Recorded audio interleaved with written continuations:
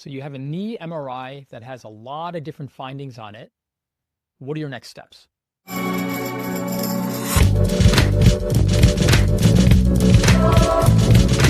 Hello, this is Dr. Siddharth Dambar, physician here at Chicago Arthritis and Regenerative Medicine, specialist in rheumatology and regenerative medicine. A fairly frequent question that I hear from patients, and one that I just got on social media, which is inspiring this content, is here's my knee MRI. There's about 10 different findings. What do I do next? So first and foremost, why would you get an MRI of the knee? So let's say you've got some degree of knee pain. Let's say you've had an acute injury. There's some instability. A knee MRI might get done to see if you have an acute tear of a ligament or a tendon to help explain why things are unstable. Alternatively, you may have, let's say, chronic knee pain, let's say ongoing for some time, let's say for a few years, and things are getting progressively worse. Your physician gets an x-ray, then eventually gets an MRI. You get the MRI, and there's a whole host of different findings. What do you make of those findings? So in the example that I'm talking about now, that is coming from this question on one of our social sites, this is someone who has some swelling in the knee, who has some findings of damage in the cartilage. Maybe there's some swelling in a ligament or some degeneration of a meniscus, and maybe even some swelling in the bone. What does all this mean? So first and foremost, if your clinical scenario is you had a recent injury, well, that could explain some acute findings. But if you've had, let's say, a chronic process, let's say you recall injuring your knee 5 years ago, and there's been a slow progressive process, then when you see a knee MRI that shows a lot of different findings on it, generally speaking, that is an indication of a progressive degenerative process or osteoarthritis of the knee. So there's a difference between, let's say, someone that comes in with specific injury and a specific finding, let's say a tear of a ligament, versus someone who's got that kind of progressive process in history and now has some progressive findings on knee MRI. So the way that generally occurs is as follows. At some point in life, in a normal act of living, work, or exercise, perhaps you've strained your knee. A strain of a joint or knee can mean that you have slightly overstretched a ligament or maybe put too much stress on the meniscus. Those soft tissue structures offer support and stability of the joint, and in this case, a knee. And if that structure is left a bit unstable, what can happen is that there is now progressive stress on the joint and the other structures around the knee. That in turn can then lead to some classic degenerative findings. And some of those degenerative findings can include some swelling in the knee from chronic inflammation, some chronic strain or inflammation findings in a ligament, some chronic degenerative findings in the meniscus, some breakdown of the cartilage, and even some swelling in the bone.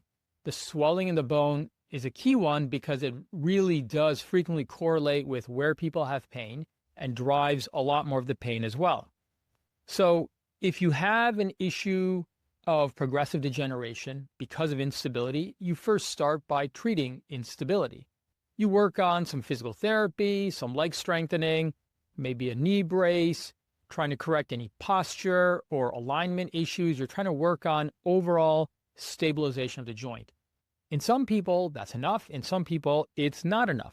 So let's say you still have pain. So in general, that'll then lead to some discussions. Your physician may discuss surgery, or they may discuss injections. If they're discussing surgery, here's a couple things to keep in mind. Number one, in the past, arthroscopy used to be recommended in a lot of these folks. Over the last 20 years, that has lost favor, and the reason why is because the data shows that physical therapy alone in someone who's got knee osteoarthritis results in similar results as someone who gets knee arthroscopy. The clean-out surgery generally doesn't give better long-term results than just physical therapy.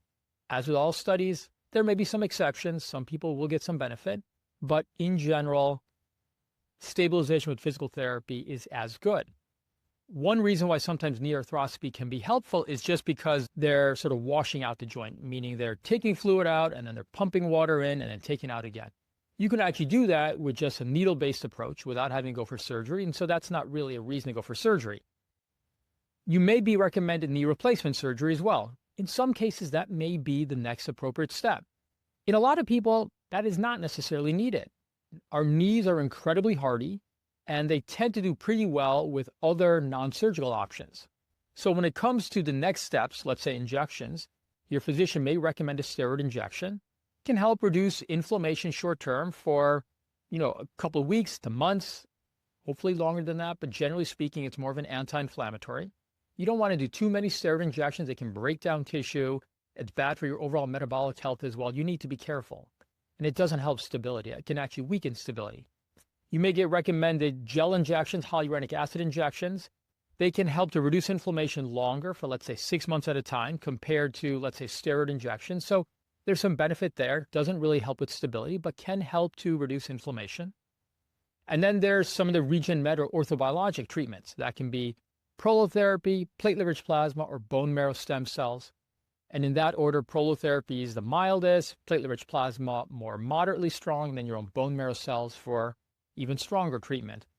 These treatments work because, number one, you treat not just a joint, you actually treat the supportive soft tissue structures to improve stability. Improving stability can reduce pain, actually. Then there is the fact that these treatments can actually reduce inflammation longer term as well, especially platelets and bone marrow. There's value to that as well. So if you have a knee MRI that shows a ton of findings, you've had some progressive pains, then that's generally the approach that I would recommend. Working on stability, progressively escalating as needed, trying to improve stability, reduce inflammation, to reduce your pain, improve overall function, and improve overall quality of life. Hope that was helpful. If we can be of additional help, please send us your questions. Until next time, have a good day and live well. Bye-bye.